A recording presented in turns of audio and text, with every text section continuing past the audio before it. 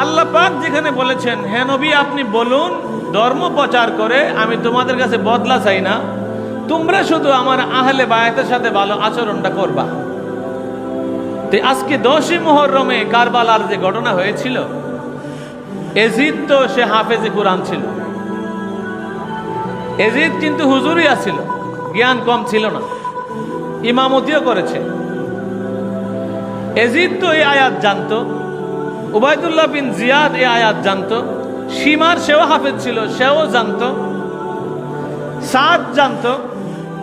অর্থাৎ যারা ইমাম হুসাইন আলাইহিস সালামকে জবাই করেছে, শহীদ করেছে, তারা সবাই জানতো যে নবীজি বলেছেন নবীজির আহলে বায়াতের সাথে ভালো আচরণ করার জন্য।